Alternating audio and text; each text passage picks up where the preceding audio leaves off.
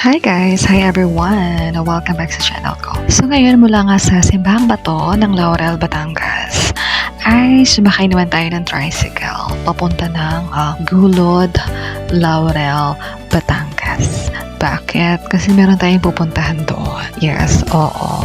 Since galing na kami sa Simbahang Bato, so I think pwede naman tayong dumiretso na doon sa ibang ating Kapinsanity. And alam mo, nakakatawa kasi sobrang namangha ako talaga sa road ng Laurel, Batangas. So tingnan mo, diba? Ang ganda niya, napakaganda, maayos, tahimik.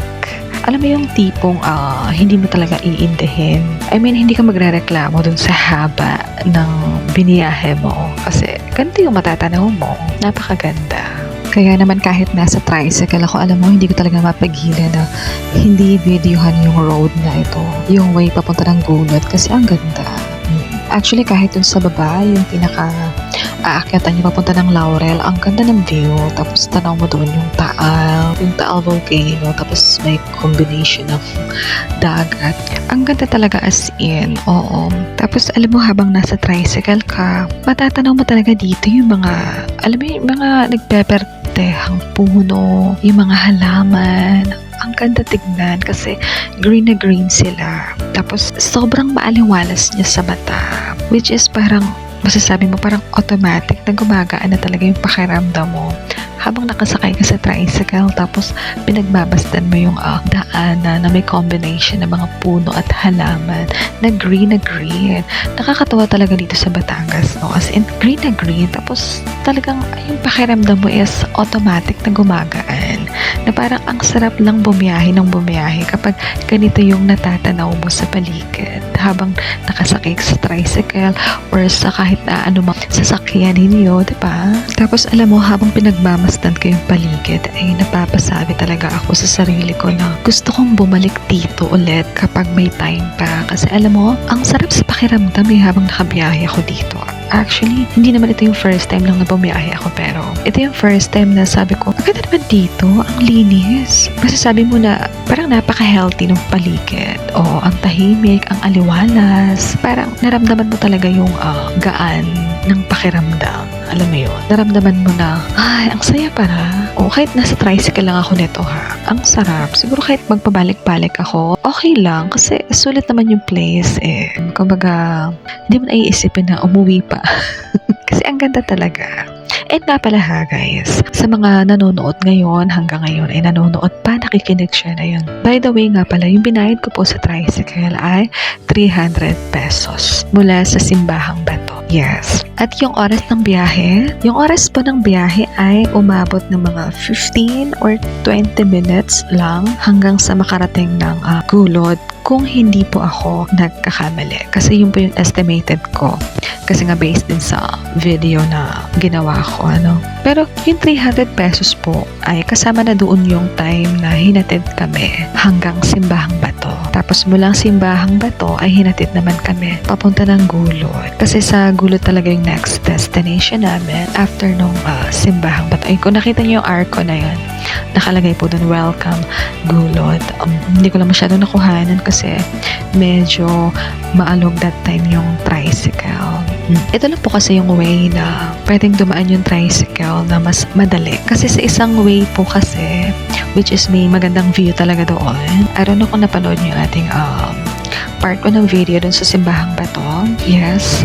Yung papunta kila Pensanity. Ayun, doon po is may magandang view doon. Doon sa part na yun. Pero dito rin naman, which is tahimik siya. Kita nyo naman sa video, ang tahimik. Tapos, ang sarap sa mata. Wala, ewan ko kung kayo natutuwa kayo. Pero ako, natutuwa ako kapag ganito yung klase ng way or road yung natatanaw ko. I mean, yung tipong hindi puro bahay lang. At least kahit paano may nalalangkap kang sariwang hangin. Kasi nga, berdeng-berde yung paligid. Tapos ayun nga, although medyo may kalayuan yung ating destination sa may Gulod, Laurel, Batangas, ay napakagandang po ng view. So hindi mo iindahin. Kumbaga, okay lang. Kasi malilibang ka habang nasa biyahe ka. Lalo na siguro kung nakamotor kayo. Ang ganda dito mag-road trip. O ang sarap siguro mag-stroll dito. Or mag-side trip, mga ganun. Tapos hinto kayo sa isang spot. Tapos syempre nga pala, pagbaba ko dito sa may gulod, nilakad na lang namin papunta sa pinaka-destination namin, which is yung ang bahay ni Pensanity dito sa Laurel. Oo, meron kasi tayong Pensanity dito sa Laurel. So, visit lang natin sila. And nakakatuwa kasi alam mo, habang naglalakad ka dito sa kalsada ng gulod, alam mo, ang ganda ng place. Oo, ang ganda ng matatanaw mo. Tapos ayos na yung kalsada nila.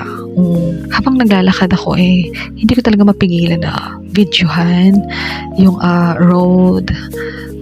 Kahit medyo mabagal yung paglalakad ko dyan. Talagang binibidyohan ko siya, guys, kasi ang ganda po ng nilalakaran nyo, malinis. Alam mo, ito yung klase ng lugar or road yung hinahanap ko talaga. Oo, yung tipong basta yung verde, like that, diba? Ang aliwalas. Tapos this time, kahit alam mo, kahit mainit, hindi ko iniinda yan kasi ang ganda ng nilalakaran ko. As in, tahimik, malinis, maberde yung paligid, mapuno, at as in, kahit papano is, may nalalangkap ka pang sariwang hangin. Tapos, safe naman siya, guys. So, safe po yung place nila dito. Tapos, dito mo mararamdaman na, ang sarap maglakad kapag ganito lang yung, alam mo yun, yung aliwalas, yung walang magulo habang naglalakad ka, diba? Tahimik, diba? Ito yung lugar na, ito yung klase ng lugar na kahit simple lang yung biyahes, mapapasabi ka na worth it. Tapos, sobrang ganda. Oo. Sobrang ganda ng Laurel, you know? Tapos, pag nandito ka na, siguradong mapapasabi ka sa sarili mo, oh my God, babalik ako ulit dito. Mapapasabi ka sa sarili mo na, babalik ako dito soon kapag may time pa. Kasi maganda po talaga yung place. Tapos nga pala at this point, itong klase ng road na yan, itong aming klase ng paglalakad. Yes, sa kalagitnaan ng aming paglalakad is, this time alam ko malapit na kami sa aming destination. Hindi na namin pinadiretso yung tricycle kung saan yung pinaka-destination namin kasi nga, syempre, mas kabisado namin yung pinakabahay nila kung lalakarin lang namin. Pag naka-tricycle kasi iba, ewan ko ba, ganun yata talaga yung pakiramdam minsan Parang mas kabisado mo kung mas baybay mo yung lugar kung nalalakad mo kasi nga, dati naman nakapunta na kami dito. Nakapunta na ako dito kaya lang that time hindi ko lang na-videohan. Kasi pangit yung cellphone ko that time.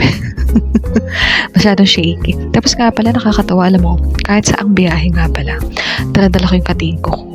Alam na alam nyo yan.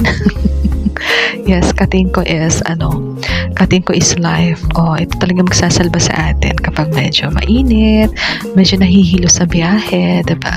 Especially this time, alam mo, katarikan talaga ng araw to. Sobrang ang init this time. Pero, hindi ko iniinda yun. Wala akong pakialam. Sabi nga namin sa sarili namin, namumula na tayo. Parang umiitim na tayo, pero we don't care kasi masarap, maganda yung pinumpuntahan namin. Sulit. Tapos, habang nasa daan ako ay talagang hindi ko napigilan na talagang videohan ko rin yung sarili ko kasi sobrang ganda po ng road, malinis, tahimik at ang sarap pong lakaran. Diba? Kapag ganito po klase ng road yung lalakaran mo, is mapapasabi ka talaga, sana all, wag mo na tayo umuwi.